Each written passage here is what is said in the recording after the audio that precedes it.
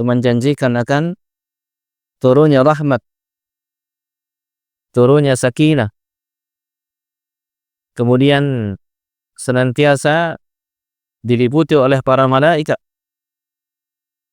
dan sampai Allah Subhanahu wa taala itu menyebut orang-orang yang ada di dalamnya di antara jagat dengan penuh kebanggaan. Illa nazalat alaihimus sakinah wa ghasyiyatuhumur rahmah wa haffathumul malaikah wa dzakarahumullahu fi man 'indah. Dari ini saja sudah sebuah nikmat yang besar dari Allah Subhanahu wa taala. Yang tentunya tidak semua orang mungkin merasakan akan hal tersebut. Tidak semua orang merasakan nikmatnya menuntut ilmu. Tidak semua orang merasakan manisnya menuntut ilmu. Tidak semua orang merasakan betapa nikmat dan manisnya rasa iman yang ada di dalam dadanya. Dan betapa asyik masyuknya dia bersama Allah Subhanahu wa taala dan juga rahmatnya di majlis-majlis ilmu. Maka oleh karena itu syukur kepada Allah Tabaraka wa taala adalah harus senantiasa terus kita panjatkan. Dan di antara bentuk syukur tersebut adalah kita berjuang dalam kehidupan dunia ini mencari hal-hal yang diridhai olehnya dan berjuang untuk senantiasa berada di atas jalannya dan senantiasa bersiap-siap diri untuk pertemuan dengannya. Inilah hakikat kehidupan seorang mukmin. Dan ini kita sedang berupaya akan hal tersebut. Semoga Allah Tabaraka wa taala senantiasa menggolongkan kita sebagai orang-orang yang istiqamah dalam meniti kehidupan dunia ini di atas jalannya, takwa kepadanya, mendahulukan dia dan menjadikan dia sebagai tujuan hidupnya dan menjadikan ridhanya sebagai cita-cita tertingginya. Oleh karenanya sekali lagi semoga Allah menjadikan kita orang-orang seperti itu. Amin ya rabbal alamin. Salawat serta salam semoga tetap tercurah limpahkan pada uswah kita, qudwah kita semua, kecintaan kita semuanya, Rasulullah Muhammad sallallahu alaihi wasallam, pada keluarga beliau, istri-istri beliau, sahabat-sahabat beliau yang mulia, sampai kepada kita selaku umatnya yang terus berupaya meniti jejak langkahnya, berupaya untuk senantiasa mengamalkan ajarannya, berupaya untuk senantiasa mencintainya, berupaya untuk senantiasa tetap berada bersama orang-orang yang meniti jalannya. Itulah kita semua hingga akhir zaman. Semoga Allah Subhanahu wa taala teguhkan dan kokohkan kita berada di jalannya tersebut hingga akhir hayat kita. Amin ya rabbal alamin. Sebelumnya saya ucapkan syukran wa jazakumullahu khairan kepada panitia DKM dan lain sebagainya yang melalui mereka tentunya kajian ini berlangsung dengan baik. Semoga Allah Subhanahu wa taala membalas kebaikannya dan senantiasa menjadikannya jariyah, senantiasa dicatatkan sebagai amal jariyah dan menjadi salah satu yang dijanjikan oleh Rasulullah sallallahu alaihi wasallam bahwasanya pun akan mendapatkan seakan-akan unta merah, ya. Jikalau ada satu orang yang tertunjuki, maka seperti humrun na'am, seperti mendapatkan unta merah. Mudah-mudahan panitianya pun dapat, ya, karena telah memfasilitasi jalannya kajian ini. Amin. Tapi Bapak Ibu sekalian rahimani wa rahimakumullah, berbicara tentang kehidupan, Allah Subhanahu wa taala menyebutkan dalam Al-Qur'an berulang kali. Kalau kita hitung kira-kira sekitar 64. Allah sebutkan kehidupan dengan bahasa al-hayah. Ya. Dan biasanya Allah Subhanahu wa taala kaitkan kehidupan itu dengan dua tempat, yaitu al-hayatul dunya dengan hayatul akhirah, yaitu kehidupan dunia dan kehidupan akhirat. Karena pada dasarnya itu yang kita lakukan nanti. Saat ini di kehidupan dunia dan kemudian ke kehidupan yang aslinya, yaitu kehidupan akhirat. Saat ini kita sedang ditarbiyah, saat ini kita sedang disiapkan, kita disuruh berbekal untuk kemudian menghadapi satu kehidupan yang kita memang asalnya harusnya mengutamakan kehidupan ini, yaitu kehidupan akhirat. Kehidupan akhirat. Ya. Nah, ini ikhwah fillah sekalian rahimani wa rahimakumullah. Dan dijadikan kehidupan dunia oleh Allah Subhanahu wa taala untuk kita semuanya, ini adalah untuk dijadikan sebagai sarana mendapatkan atau menuai hasilnya kelak di akhirat. Jadi ad-dunya mazra'atul akhirah. Dunia itu sebagai ladangnya akhirat. Dunia itu sebagai ladangnya akhirat. Itu di satu sudut. Di sudut yang lainnya, dunia ini dijadikan sebagai kita ini bisa menikmatinya. Dijadikan indah pandangan kita terhadapnya. Sebagaimana Allah Subhanahu wa ta'ala berfirman di surah Ali Imran ayat 14. Zayyana lin-nas hubbus syahawati minan nisa wal banin wal qanatiril muqantarah minadh dhahabi wal fiddah wal khailil musawwamah wal an'ami wal harth. Kata Allah Subhanahu wa ta'ala, zuyyina lin-nasi hubbus syahawati minan nisa. Dijadikan indah, dijadikan terhiasi lin-nasi bagi manusia hubbus syahawat minan nisa. Kecintaan pada syahwat terkait dengan perempuan. Kemudian wal banin. Begitu pula anak-anak. Wal qanatiril muqantarah minadh dhahabi wal fiddah.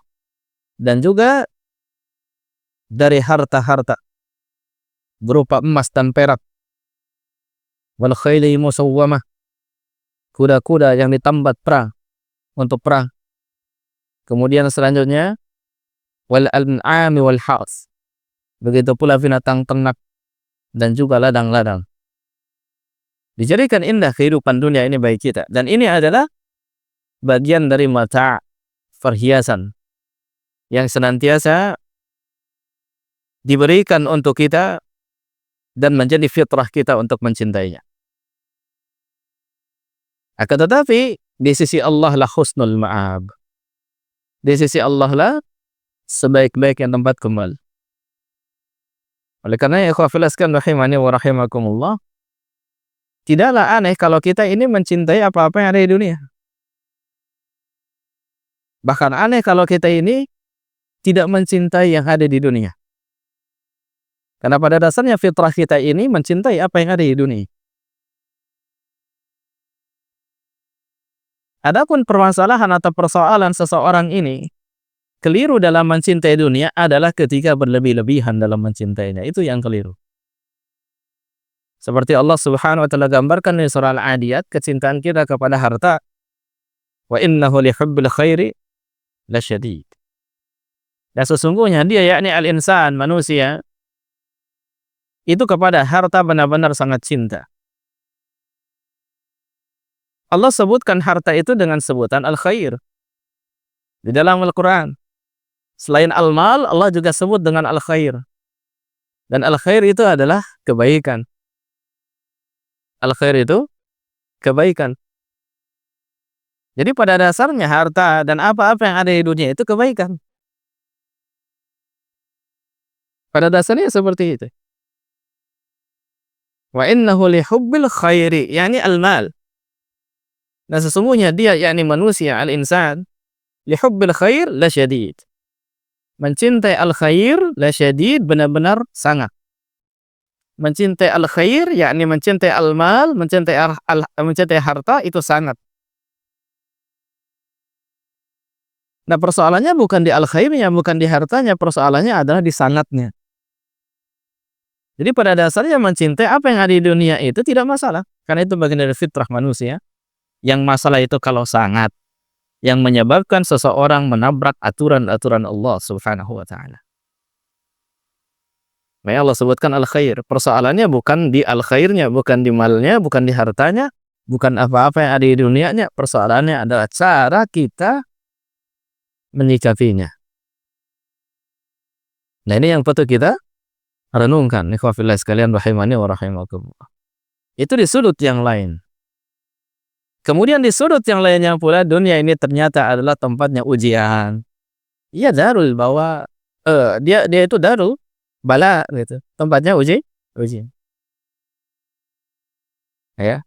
Dan terkenal di surah Al-Mulk itu, liyabluwakum ayyukum ahsanu amala. Walladzi khalaqal mauta wal hayata liyabluwakum ayyukum ahsanu amala.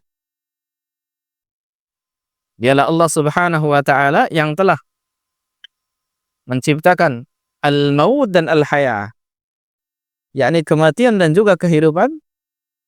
Untuk apa? Liyabluwakum ayyukum ahsanu amala. Untuk menguji kalian, siapa di antara kalian yang paling bagus amalnya. Bukan yang paling banyak amalnya, tapi siapa yang paling bagus amalnya. Yakni yang paling akhlasu niyatan wa aswabu amalan. Yang paling bagus niatnya, yang paling ikhlas niatnya, yang paling benar amalnya. Sebagaimana dikatakan oleh Fudail bin Iyad rahimahullahu ta'ala berkaitan akan hal tersebut. Jadi kita paham bahwasanya di sudut yang lain, dunia ini, kehidupan di dunia ini, yakni sebagai apa? Sebagai ujian dari Allah Subhanahu wa ta'ala. Maka dari awalnya sampai akhirnya adalah ujian.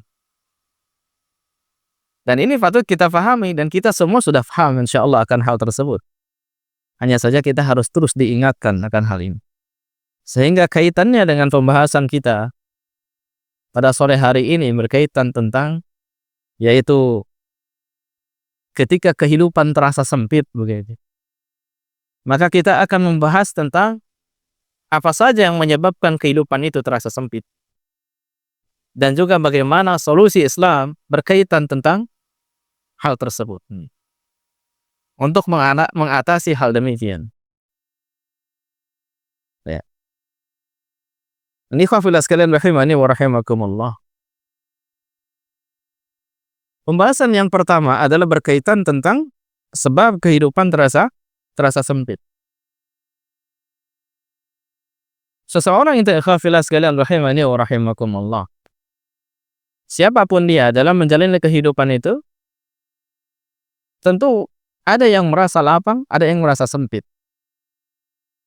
Dan secara umum khafillah rahimani wa rahimakumullah, kehidupan seseorang itu terasa sempit manakala yang pertama dia tidak beriman atau kurang beriman kepada Allah Subhanahu wa ta'ala. Dia kurang beriman atau bahkan tidak beriman kepada Allah Subhanahu wa ta'ala. Ya. Maka Allah jadikan dia kenistaan dalam kehidupan dunianya dan terasa sempit dalam kehidupan dunianya. Meskipun mungkin hartanya sangat banyak. Meskipun mungkin hartanya sangat banyak. Allah Subhanahu wa ta'ala berfirman di surah Al-Baqarah ayat 85, yang di akhir ayatnya Allah sebutkan, afatu'minuna bi ba'dil kitabi wa takfuruna bi ba'd, fama jazaa'u man yaf'alu dzalika minkum illa khizyun fil hayatid dunya wa yawmal qiyamati yuradduna ila asyaddil 'adzab wa mallahu bighafilin amma ta'malun. Kata Allah tabaraka wa ta'ala, fatu'minuna bi ba'dil kitab. Maka apa kalian itu beriman kepada sebagian Alkitab, wa takfuruna bi ba'd, dan kalian mengkufuri sebagiannya. Ini berkaitan tentang apa ini? Berarti kekufuran. ketidakberimanan secara keseluruhan kepada Alkitab. Ini membahas tentang ketidakimanan dan kurangnya iman kepada Allah Subhanahu wa taala dan kepada kitabnya yang mulia. Kemudian, fama jazaa'u man yaf'alu dzalika minkum. Maka tidak ada balasan bagi orang yang melakukan hal demikian itu, kata Allah Subhanahu wa taala, dari kalian, illa khizyun, kecuali kenistaan, fil hayatid dunya, dalam kehidupan dunia. Wa yaumal qiyamati yuradduna ila asyaddil adzab. Dan di hari kiamat nanti mereka itu dikembalikan ila asyaddil adzab, kepada adab yang adab yang dahsyat. Wa mallahu bighafilin amma ta'malun. Dan tidaklah Allah Subhanahu wa taala itu ghafil, yakni lalai, lengah dari apa-apa yang kalian amalkan, kata Allah Subhanahu wa taala. Maka sebagian mufassir ikhwah fillah sekalian memasukkan ayat ini sebagai bentuk isyarat akan adanya hukuman bagi orang yang tidak beriman kepada Allah Subhanahu wa taala dengan benar.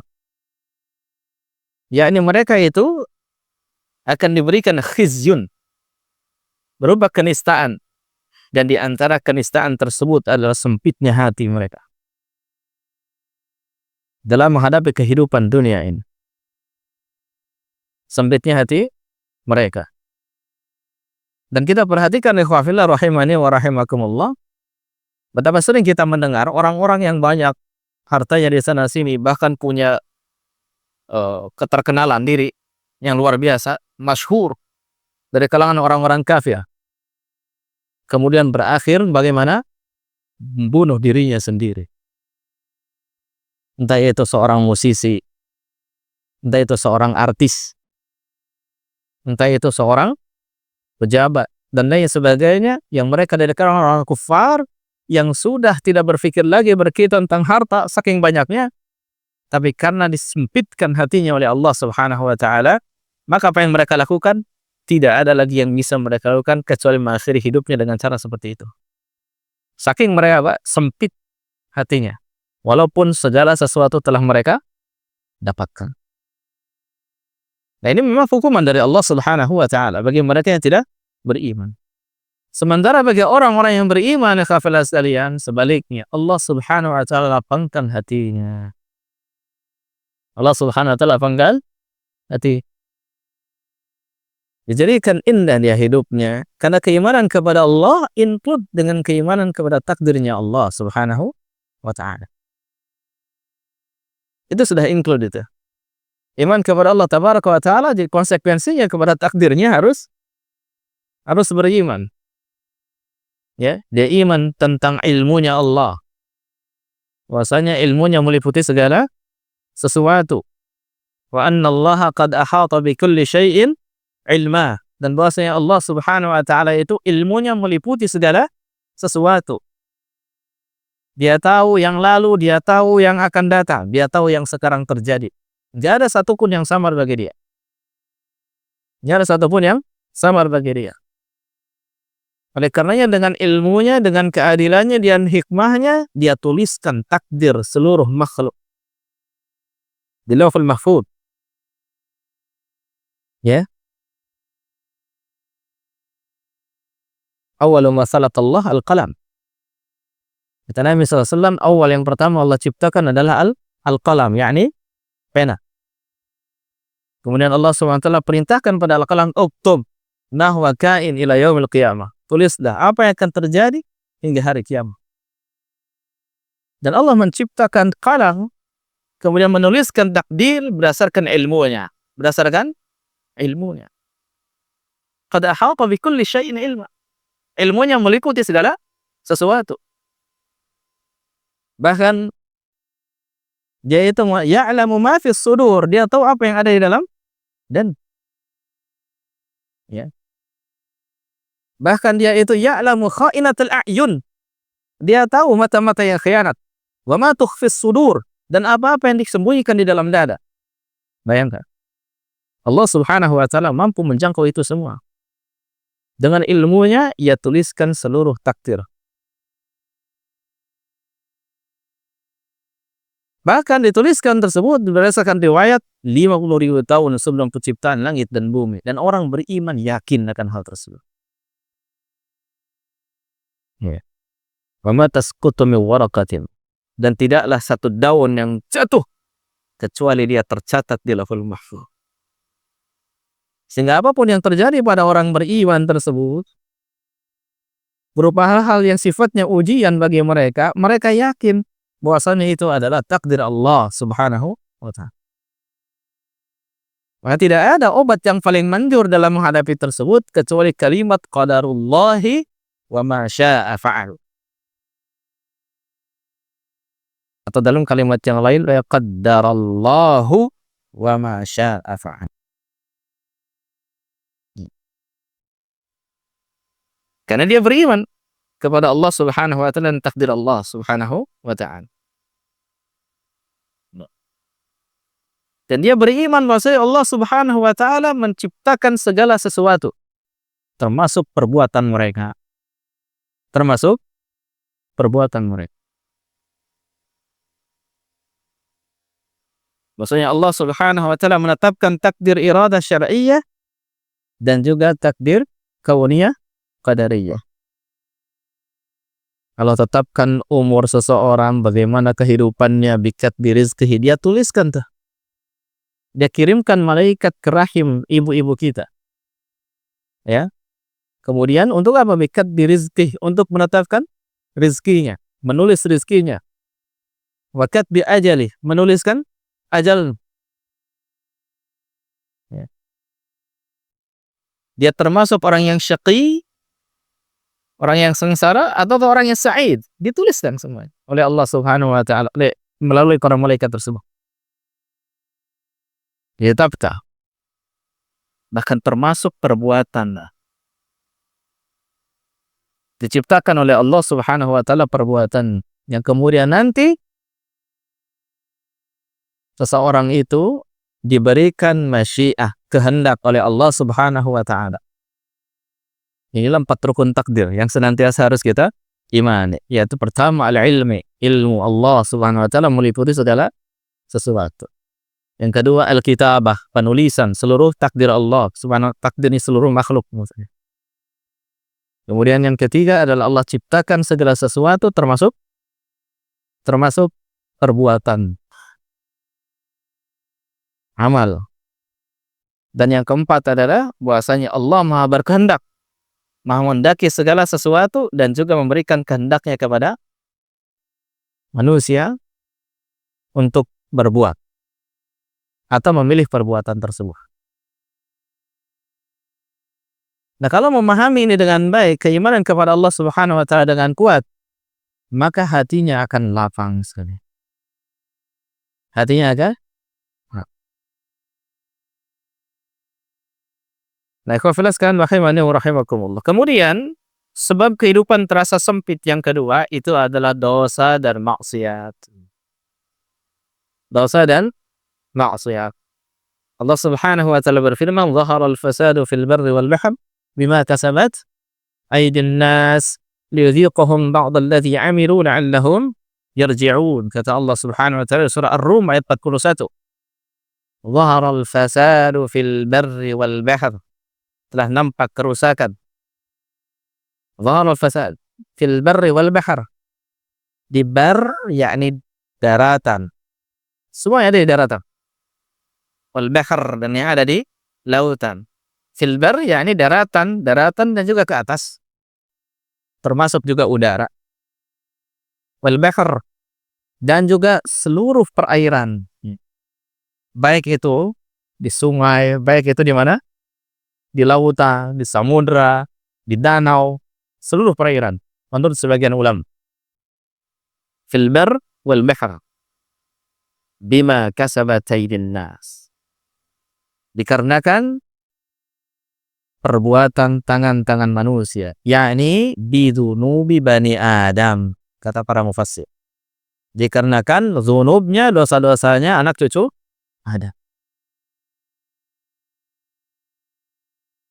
Di dosa-dosa anak cucu Adam itu memiliki pengaruh, Bapak Ibu sekalian, terhadap kehidupan. Jangankan untuk kehidupan dirinya sendiri, untuk alam semesta pun ada pengaruh. Nah, ini kemudian mafhumnya. Jadi ketika disebutkan kerusakan di darat dan di lautan seperti itu dikarenakan perbuatan tangan-tangan manusia, yakni bidunubi bani Adam, dikarenakan dosa-dosa mereka, bukan hanya kerusakan yang terjadi pada dirinya, tapi juga terjadi kerusakan pada alam semesta disebabkan dosa-dosa bani Adam. Atau dibalik, alam semesta saja bisa rusak dikarenakan dosa-dosa bani Adam, apalagi diri. Maka ikhwah fillah sekalian rahimani wa rahimakumullah, ketika kita berbuat dosa dan maksiat, berarti kita ini sedang menyempitkan kehidupan kita. Sedang menyempitkan kehidupan kita. Minimalnya ada rasa gelisah yang luar biasa di dalam dada kita ketika kita berbuat dosa dan maksiat. Dan akan dihilangkan keberkahan oleh Allah Subhanahu wa ta'ala. Ibnu Qayyim al-Jauziyah rahimahullah menyebutkan dalam kitabnya Ad-Da'u wad-Dawa, berkenaan di antara ukubah bagi orang yang melakukan dosa dan maksiat adalah senantiasa dihapus keberkahannya. Dari mana saja? Kata beliau disebutkan di sini adalah min barakatil umri, dari barakah umur. Umurnya, keberkahan umurnya itu senantiasa dikurangi oleh Allah Subhanahu wa ta'ala. Bahkan kalau dia terbiasa dengan dosa dan maksiat, bisa dihilangkan keberkahan umur. Kemudian apa lagi? Wa barakatir rizqi, keberkahan rizki. Keberkahan rizki itu akan dikurangi dari ini. Bukan karena banyaknya ya, keberkahannya yang dikurangi oleh Allah Subhanahu wa ta'ala. Kemudian apa lagi?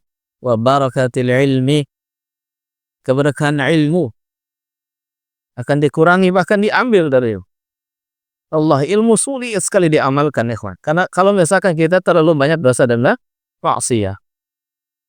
Sebagai contoh, ikhwan billah sekalian rahimani wa rahimakumullah, adalah di antara hal yang menyebabkan kita sulit untuk menguasai ilmu adalah dosa-dosa. Adalah dosa. Ya. Di antara pelajaran yang agak rumit, yang mungkin bisa ditanyakan kepada para asatidzah, itu adalah berkenaan ketika mengkaji kitab-kitab usul fiqh. Itu di antara pelajaran yang agak rumit menurut kami.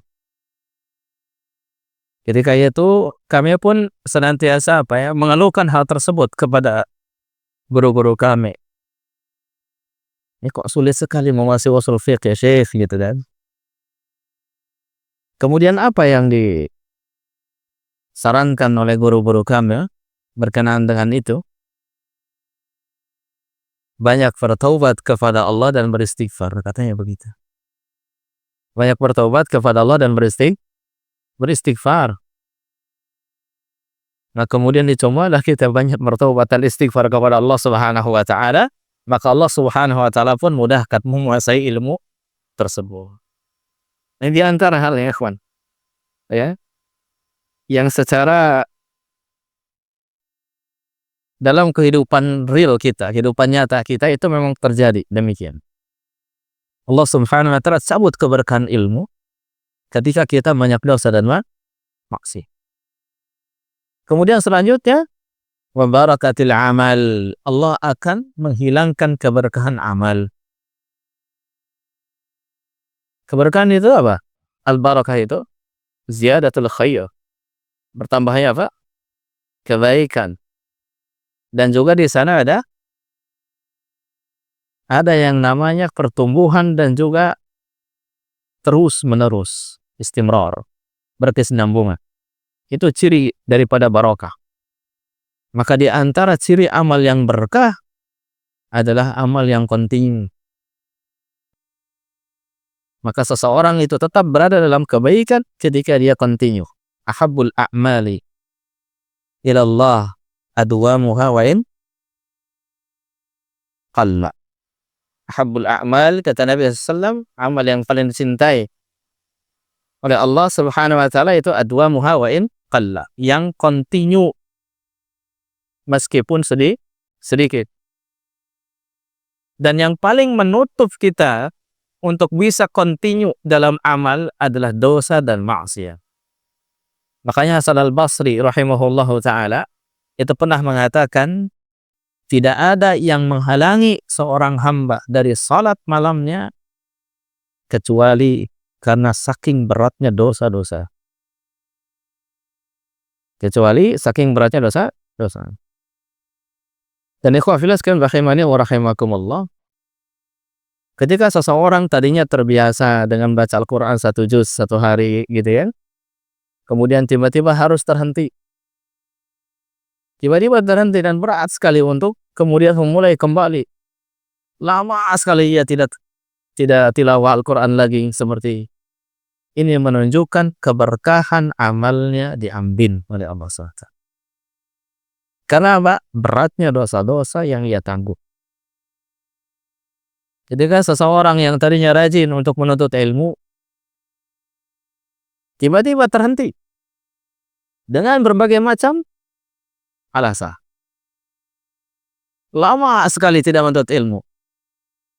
Sudah 3 tahun, 3 kali lebaran, mulai menghimbang thayyib begitu. Tidak juga hadir ke majelis ilmu. Tidaklah seorang terhalang dari kebaikan dan kontinuitas dalam amal kecuali dosa dan maksiat yang memberatkan dirinya. Demikian dijelaskan oleh Ibnu Qayyim al-Jauziyah rahimahullahu taala dalam kitabnya Ad-Da'u wad-Dawa, seperti itu. Nah, ikhwafillah sekalian rahimani wa rahimakumullah, makanya disebutkan dalam ayat itu di surah Al-Jin ayat 16, Allah Subhanahu wa taala berfirman, wa allaw istaqamu 'ala at-tariqati la asqaynahum ma'an ghadaqa. Maka jikalau mereka itu istiqamah 'ala at-tariqah, di atas jalan, kata Allah Subhanahu wa taala, itu jalan Allah Subhanahu wa taala, di atas amal saleh seperti itu, la asqaynahum ma'an ghadaqa, sungguh kami akan berikan minum kepada mereka dengan air yang tercurah, air yang banyak dari langit. Ini adalah akibat daripada keistiqomahan. Dan istiqomahan akan terhenti manakala apa? Ada dosa dan maksiat yang dilakukan. Itu isyarat yang diambil oleh Ibnu Qayyim dari ayat tadi, ikhwafillah sekalian rahimani wa rahimakumullah. Kemudian selanjutnya, ikhwafillah rahimani wa rahimakumullah, di dalam sebuah hadis Nabi sallallahu alaihi wasallam bersabda, "Inna ruhal qudus nafatha fi ru'i annahu lan tamuta nafsun hatta tastakmila rizqaha. Fattaqullaha wa ajmilu fi at-talab. Fa innahu la yunalu ma 'indallahi illa bi ta'atih." Kata Nabi sallallahu alaihi wasallam, diriwayatkan Imam Ibnu Majah, Al-Hakim, Baihaqi dan yang lainnya, disahihkan oleh Al-Albani rahimahullahu taala, yaitu sesungguhnya Ruhul Qudus itu senantiasa membisiki pada jiwaku, kata Nabi sallallahu alaihi wasallam, yakni Jibril, annahu lan tamuta nafsun, bahwasanya tidak akan pernah meninggal satu jiwa pun, seorang pun, hatta tastakmila rizqaha, sampai apa? Sampai sempurna rizkinya. Sampai sempurna rezeki. Fattaqullah, kata Allah Subhanahu wa taala, kata Nabi SAW, fattaqullah, kata Jibril SAW, fattaqullah, maka bertakwalah kalian kepada Allah. Wa ajmilu fi talab, dan perbaguslah kalian dalam talab, yakni talabur rizki, mencari rizki dan lain sebagainya seperti itu. Fa innahu la yunalu ma 'indallah, maka sesungguhnya tidak akan didapatkan apa-apa yang ada di sisi Allah illa bi ta'atih, kecuali dengan taat kepadanya. Di sini ada kalimat illa bi ta'atih, kecuali dengan taat kepadanya. Berarti ketaatan kepada Allah menjauhkan diri dari dosa dan maksiat, ikhwafillah sekalian, ini sebagai sebab akan mendapatkan apa-apa yang ada di sisi Allah Subhanahu wa taala. Mendapatkan apa-apa yang ada di sisi Allah Subhanahu wa taala. Maka menjauhi dosa dan kemaksiatan, ikhwafillah, adalah cara terbaik untuk senantiasa melapangkan kehidupan kita. Kemudian selanjutnya, ikhwafillah rahimani wa rahimakumullah, di antara sebab sempitnya kehidupan seseorang itu adalah berpaling dari mengingat Allah Subhanahu wa ta'ala. Berpaling dari ajaran Allah Subhanahu wa ta'ala. Berpaling dari menuntut ilmu. Berpaling dari zikir kepada Allah Subhanahu wa ta'ala. Makanya Allah Subhanahu wa ta'ala berfirman dalam surah Taha ayat 124. وَمَنْ أَعْرَضَ عَنْ ذِكْرِي فَإِنَّ لَهُ مَعِيشَةً ضَنْكًا وَنَحْشُرُهُ يَوْمَ الْقِيَامَةِ أَعْمَى. Kata Allah Subhanahu wa ta'ala, وَمَنْ أَعْرَضَ عَنْ ذِكْرِي. Dan barang siapa yang a'rada an dzikri, yakni yang berpaling dari mengingatku, kata Allah Subhanahu wa ta'ala, atau yang berpaling dari peringatanku, begitu. Fa inna lahu ma'isyatan dhanka, maka baginya penghidupan yang sempit. Wa nahsyuruhu yaumal qiyamati a'ma, dan kami akan menggiring dia di hari kiamat dalam keadaan buta. Dalam keadaan buta. Al-i'rad, berpaling dari Allah Subhanahu wa ta'ala banyak bentuknya. Di antaranya tidak mau mempelajari agamanya, tidak mau mempelajari Islam, gak mau belajar tentang Islam. Jadi inginnya itu adalah cukup segitu-gitunya dari semenjak dilahirkan sampai meninggal dunia. Yang dia lakukan hanyalah apa yang dia dapatkan dari orang tuanya saja. Tidak mau untuk belajar tentang Islam seperti apa. Nggak mau hadir di kajian, nggak mau menuntut ilmu. Ya, sama sekali nggak mau. Boro-boro mengamalkannya, nuntut ilmunya pun tidak mau. Ini adalah di antara orang-orang yang i'rab, berpaling dari Allah Subhanahu wa ta'ala. Dan yang seperti ini, ikhwafillah sekalian rahimani wa rahimakumullah, Allah sebutkan langsung fa inna lahu ma'isyatan dhamta. Maka baginya kehidupan atau penghidupan yang sempit. Sempit.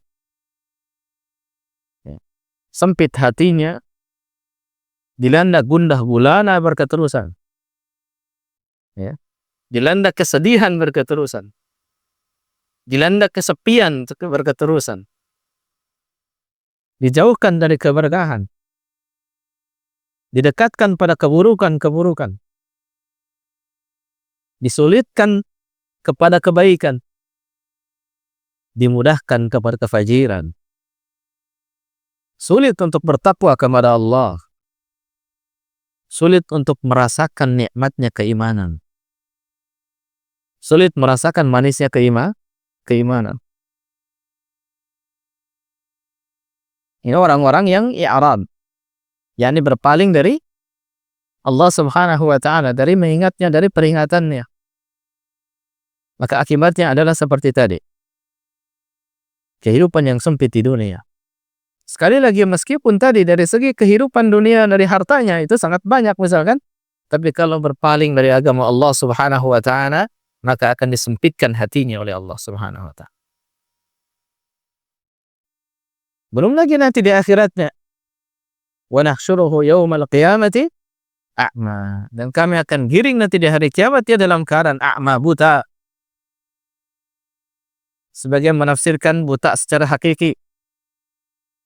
Sebagian menafsirkan nggak ada cahaya sehingga dia tidak bisa melihat pijakan yang akan dia langkahi. Ya. Sementara orang-orang yang senantiasa menuntut agama, menuntut ilmu agama, ya, senantiasa tidak berpaling dari pengajaran Allah Subhanahu wa ta'ala, senantiasa taat kepadanya, maka Allah Subhanahu wa ta'ala akan cahayai dengan keimanan. Dan di akhirat nanti tentu berkebalikan dengan orang ini, yakni akan senantiasa dimudahkan jalannya dari satu tahap ke tahap berikutnya. Ya. boro-boro Pak mengamalkan untuk bisa sholat 5 waktu dan sebagainya. Orang yang i'rad itu enggan sekali untuk melakukan semua itu, ya. Sehingga nanti kelak orang-orang yang meninggalkan amal-amal tadi seperti sholat dan lain sebagainya karena berpalingnya mereka dari Allah Subhanahu wa taala, nggak ada cahaya nanti di akhiratnya. Nggak ada ghurran muhajjalin min atharil wudu'nya itu nggak ada. Tidak ada cahaya yang dari bekas-bekas wudu'nya itu nggak ada. Ya. Oleh karenanya mereka akan bagaimana? Sulit dikenali sebagai umatnya Nabi Sallallahu Alaihi Wasallam. Sementara mereka yang senantiasa bersemangat untuk menuntut ilmu, ya tidak berpaling dari pengajaran Allah Subhanahu wa taala, senang dengan ayat-ayat Allah, senang dengan hadis dari Nabi sallallahu alaihi wasallam, senang berada di majelis-majelis ilmu, menjadwalkan untuk senantiasa mengenali agamanya dan mengamalkan dari ilmu yang didapatkan di majelis-majelis tersebut dalam kehidupannya, maka mereka mendapatkan kehidupan yang lapang di dunia ini dan kelak di akhirat akan ditunjuki oleh Allah Subhanahu wa taala. Nah, ikhwah fillah sekalian rahimani wa rahimakumullah. Itu dia berkaitan tentang masalah apa? Sebab-sebab kehidupan yang sempit. Ya. Maka kemudian solusinya adalah berkebalikan dari itu semua. Seseorang itu yang pertama harus kuat keimanannya kepada Allah Subhanahu wa taala. Dan menguatkan keimanan itu ikhwah fillah adalah dengan ilmu. Adalah dengan ilmu. Fa'lam annahu la ilaha illallah wastaghfir li dzanbik, kata Allah Subhanahu wa taala di surah Muhammad. Maka ilmuilah bahwasanya tiada ilah yang berhak diibadahi kecuali Allah Subhanahu wa taala. Allah sebutkan i'lam dulu sebelum istaghfir. Allah sebutkan fa'lam dulu. Fa'lam annahu la ilaha illallah. Ilmui dulu tentang keimanan kepada Allah, tentang tauhid, tentang bahwasanya tiada ilah yang berhak diibadahi kecuali Allah, tentang agama ini, semuanya diilmui dulu. Wastaghfir li dzanbik, barulah minta ampun dari atau untuk dosamu. Kata para ulama, berarti berilmu dulu sebelum beramal. Berilmu dulu sebelum beramal. Ya nanti kemudian ilmu tersebut yang menjadi dasar akan keimanan atau menjadi dasar akan amal seseorang. Dan dengan itu semua ikhwah fillah sekalian akan bertambahlah keimanan seseorang. Wazidnahum huda. Kata Allah, akan kami tambahkan kepada mereka yakni huda, petunjuk kepada mereka. Ya. Dan tidak ada yang diminta tambahan di dalam Al-Qur'an kecuali hanya ilmu. Maka Rabbi zidni ilma. Dan katakan, kata Allah, Rabbi zidni, Rabb, tambahkan untukku ilma, yaitu ilmi. Ya. Kemudian selanjutnya, fa'fillah rahimani wa rahimakumullah. Yang kedua adalah banyak bertaubat kepada Allah Subhanahu wa taala dan banyak beristighfar. Dan banyak beristighfar. Sebagian Allah Subhanahu wa taala senantiasa menjelaskan di dalam surah Nuh ya berkaitan dengan hal tersebut. Yani berkaitan istighfar. Bagaimana bunyi ayatnya? Yang istaghfiru rabbakum innahu kana ghaffara yursilis samaa 'alaikum midrara wa yumdidukum bi amwal wa banin wa yaj'al lakum jannat wa yaj'al lakum anhara. Istighfarlah kalian ya, kepada Rabb kalian, innahu kana ghaffara, sungguhnya dia itu maha mengampuni. Yursilis samaa 'alaikum midrara, dia itu menurunkan dari langit 'alaikum, kepada kalian, midrara, air yang banyak ya. Wa yumdidukum bi amwal, dan dia senantiasa menambahkan untuk kalian di amwal, harta-harta kalian, wa banin, dan juga anak-anak. Ya. Wa yaj'al lakum jannat, dan dia menjadikan untuk kalian jannat, kebun-kebun. Wa yaj'al lakum anhar, dan menjadikan untuk kalian sungai-sungai. Dan ini dalil bagi Hasan al-Basri bahwasanya kalau mau dilapangkan berbagai macam hal tersebut tadi, hendaknya beristighfar kepada Allah Subhanahu wa ta'ala. Maka ketika ada seseorang datang kepada Hasan al-Basri berkenaan tentang persoalan-persoalan hidup dengan berbagai macam persoalannya dengan orang-orang yang berbeda begitu, maka jawabannya sama. Istighfarlah engkau kepada Allah Subhanahu wa ta'ala, ikhwan fillah sekalian. Kemudian selanjutnya yang terakhir, solusi untuk senantiasa terhindar dari kesempitan hidup atau merasa sempit dalam hidup, tentunya adalah senantiasa mengingat Allah dan menguatkan tauhid kepadanya. Senantiasa mengingat Allah dan senantiasa menguatkan tauhid kepadanya. Mentahqiq tauhid di hati. Ala bidzikrillahi tatma'innul qulub. Ketahuilah bahwasanya dengan zikir kepada Allah, mengingat Allah, hati akan tenang, akan tentram. Andai kata seseorang itu terjauh dari zikir kepada Allah, ya kawan, maka hatinya itu tidak akan hidup dan senantiasa akan merasa sempit. Dan seorang itu akan merasakan ketenangan hidup, ketentraman, kedamaian, dan lain sebagainya manakala dia banyak mengingat Allah Subhanahu wa ta'ala. Dan Nabi alaihi salatu wassalam yadhkurullaha fi ahyanih. Beliau itu fi kulli ahyanih.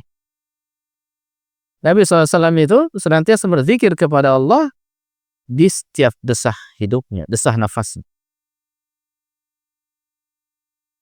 Wa inni la astaghfirullah, dan semuanya aku ini istighfar kepada Allah, kata Nabi SAW berapa kali? 70 kali minimalnya. 70 marrah.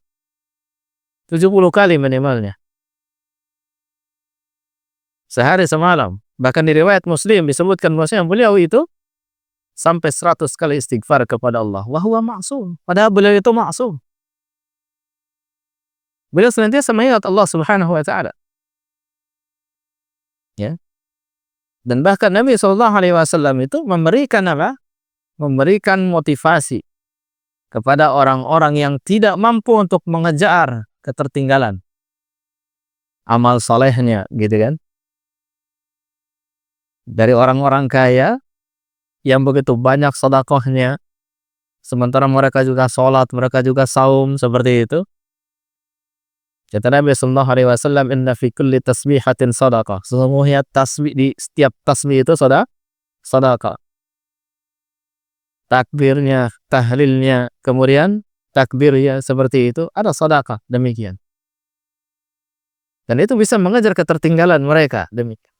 Ini menunjukkan bahwasanya terkadang, kata Al-Hafidz Ibnu Hajar dalam Fathul Bari, amal-amal yang qasir seperti tadi, amal-amal yang pendek, yang sebenarnya ringan, yang hanya bisa dilakukan oleh seseorang, dan bahkan dilakukan oleh orang lemah sekalipun, itu bisa mengejar ketertinggalan dari amal-amal yang besar. Terkadang seperti itu, termasuk zikir kepada Allah Subhanahu wa ta'ala. Dan kita paham bahwasanya zikir ikhwafillah sekalian rahimani wa rahimakumullah adalah salah satu sebab terhindar dari laknat Allah Subhanahu wa ta'ala. Terhindar dari laknat Allah Subhanahu wa ta'ala. Inna dunya mal'unah. Kata Nabi SAW, sungguhnya dunia itu dilaknat. Wa mal'unun ma fiha. Dan dilaknat semua yang ada di dalamnya. Illa zikrullah. Kecuali zikir kepada Allah. Wa mawalah. Dan ketaatan kepadanya. Ya. Kemudian wa aliman au muta'alliman. Atau seorang yang alim. Dan seorang yang alim atau orang yang muta'allim, yakni yang belajar, seperti. Maka zikir kepada Allah, mengingat Allah Subhanahu wa ta'ala, salah satu daripada sebab dijauhkan seorang dari laknat Allah Subhanahu wa ta'ala. Nah, ini dia diantara solusi dari sekian banyak solusi ikhwafillah dalam menghadapi kesempitan hidup. Ya, demikian. Jadi ketika kesempitan hidup itu datang, Maka demikianlah yang bisa kita lakukan. Dan yang terakhir tentunya adalah mentahqiq tauhid yang kuat kepada Allah Subhanahu wa taala. Kalau tauhidnya kuat, tawakalnya kuat kepada Allah Subhanahu wa taala. Tidak akan dia sandarkan kepada selain Allah Subhanahu wa taala usaha-usahanya. Dia pasti menyandarkannya kepada Allah Subhanahu wa taala. Wa may yatawakkal 'ala Allah fahuwa hasbuh. Siapa yang tawakal kepada Allah, maka dia akan senantiasa memenuhi ya kebutuhannya. Dia yang mencukupinya, seperti itu. Itu dia mungkin yang bisa disampaikan. Barangkali ada yang perlu untuk ditanyakan atau didiskusikan. Barakallahu fikum. Nah.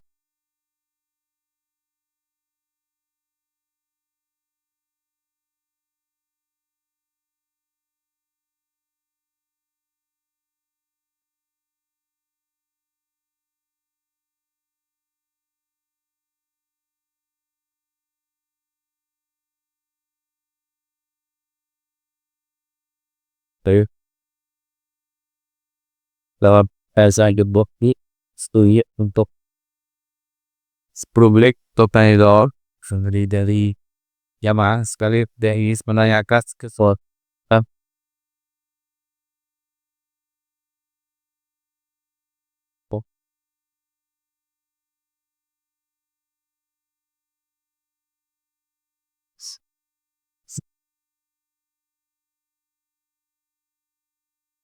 Not a complete set kimia. Kalau kita sebuah instance guru gitu, kalau ngajar itu susah sekali anak mengertinya. Apakah karena mati tak bosak kita masih ya sehingga kita berpikir gimana ngajar anak ini seperti ini itu nggak bisa lagi berarti kita harus baca istighfar supaya rusak. Baik, Masya Allah. Baik, pertanyaan yang bagus dan berkaitan tentang itu. Ya, terkadang kita selaku pengajar melupakan banyak hal. Di antaranya adalah akan memperbaiki diri kita sebelum memperbaiki anak-anak kita atau murid-murid kita. Dan juga yang kedua adalah kurangnya doa dari kita untuk mereka. Ini yang sering kita lupakan. Ya, padahal dua hal ini adalah sangat penting sekali dalam bentuk anak-anak kita atau santri-santri kita atau murid-murid kita. Tidak ada yang lebih hebat memang asar atau pengaruh dari segala hal yang menimpa orang atau kita ataupun sekitar kita kecuali memang kesalahan dan dosa-dosa kita. Ya, makanya disebutkan oleh Sufyan Ats-Tsauri, aku melihat alamat atau tanda ya daripada dosa-dosaku itu ada pada apa? Ada pada istriku, anakku, dan juga hewan tungganganku. Jadi beliau melihat bahwasanya ada asar, ada pengaruh daripada dosa yang dilakukan pada orang-orang sekitar. Bahkan pada benda-benda sekitar. Ya. Bahkan pada hewan sekalipun. Ini asar daripada dosa. Dan itu juga bagian daripada penafsiran atau isyarat dari zaharal fasadu fil barri wal bahr. Ya. Jadi kerusakan-kerusakan yang terjadi kepada murid-murid kita, entah itu berupa kerusakan akhlak dan lain sebagainya, itu kadang-kadang tidak semata-mata karena dia yang seperti itu, enggak. Kadang-kadang kita juga ada asar dari kita. Entah mungkin dari kitanya yang enggak benar dalam mengajar, entah mungkin juga memang kita banyak dosa dan maksiat yang kita lakukan, sehingga ilmu itu enggak berbekas di mereka. Ilmu itu tidak berbekas di mereka. Ini kalau dilihat dari segi karakter atau pribadi atau misalkan akhlak daripada sang anak. Begitu pula mungkin wallahu ta'ala a'lam berkaitan tentang apa? Tentang kemampuan mereka. Ya. Terkadang ada orang sebenarnya pada dasarnya, ada anak pada dasarnya dia tuh pinter. Gitu. Dia cerdas, IQ-nya juga bagus. Seperti itu. Tapi kemudian jadi bilek tiba-tiba. Gitu. Itu bisa jadi karena kesalahan kita. Mungkin metode kita yang tidak tepat dalam mengajari dia. Gitu kan? Atau mungkin juga memang karena ada dosa dalam diri kita yang belum ditaubati. Sehingga menyebabkan murid-murid kita pun sulit untuk menangkap apa yang kita sampaikan. Nah, tentunya ada hal yang bisa kita ambil hikmahnya dari sana. Itu yang pertama. Ya. Atau memang mungkin si anak juga yang dia itu tidak kita doakan kemudahan untuk mereka. Ya, ini lupa kita sering ini masalah ini nih, mendoakan kemudahan untuk murid-murid kita dalam memahami pelajaran apa segala macam seperti itu, untuk bisa menerima ilmu dan lain sebagainya. Kalau kita perhatikan dari Nabi Shallallahu Alaihi Wasallam terhadap para sahabatnya bagaimana? Suatu ketika Abu Bakar itu masuk untuk sholat, ikut sholat, ya, pas masuk di pintu melihat jamaah sudah ruku. Nah, kemudian pas ketika masih di pintu, Abu Bakar langsung ruku. Setelah itu, ketika ini tidak, beliau berjalan masuk ke barisan. Kemudian setelah selesai sholat, Nabi Sallallahu Alaihi Wasallam menegur Abu Bakar. Siapa tadi yang berlaku begini dan begitu? Kemudian Abu Bakar pun mengatakan, "Hada ya Rasulullah, saya ya Rasulullah." Apa kata Rasulullah SAW pertama kali ucapkan? Zadakallahu hirsa. Semoga Allah SWT menambahkan rasa semangat kepadamu, hai Abu Bakar. Masya Allah. Itu kekeliruan memang. Tapi Rasulullah SAW tidak langsung menjustifikasi dia sebagai orang yang salah.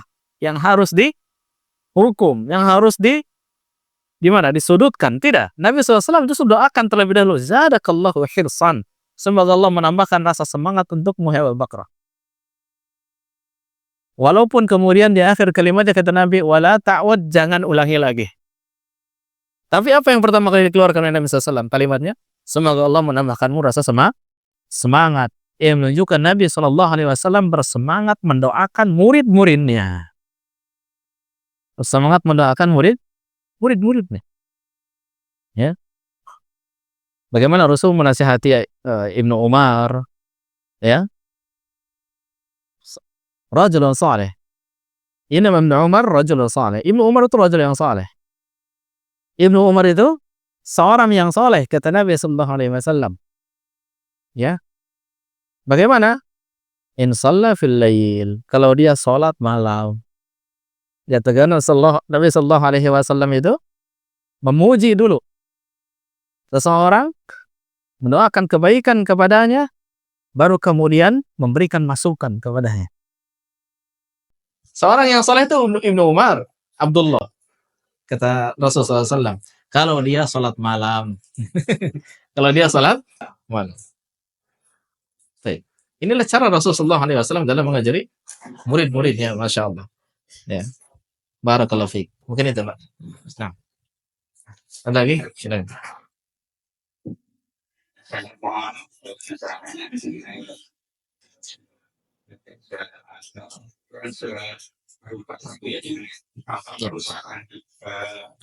Nah, tentang manusia. Kalau kita bicara dosa manusia itu dosa dalam konteks dosa yang memang kita melakukan suatu maksiat atau juga berkaitan dengan kebutuhan kehidupan. Misalkan kita membangun rumah, misalnya ini dia, kita telah melakukan perbuatan yang tadinya ini tepat, maksudnya air dan bangun, nanti jadi masalah dan bangun seperti itu.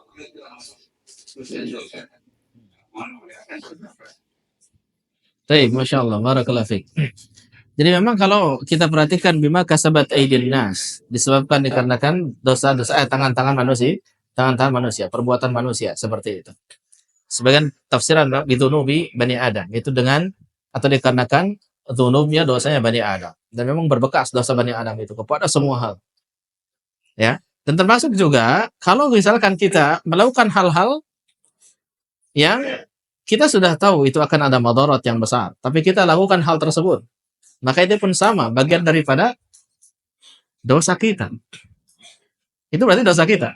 Seperti seseorang, dikitlah kita geser patok tanahnya biar agak luasan dikit. Ini dia melakukan dosa atau tidak? Dosa.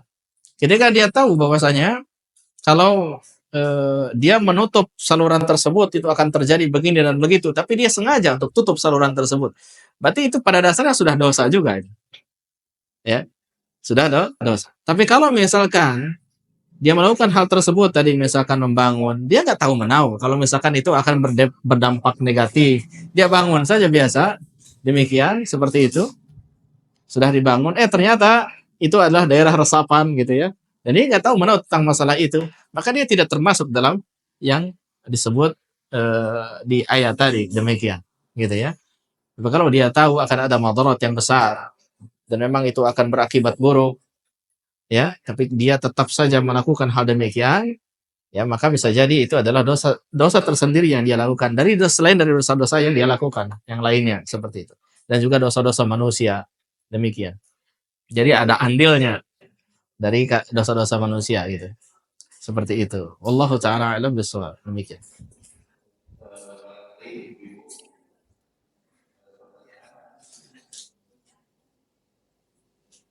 Bisa melalui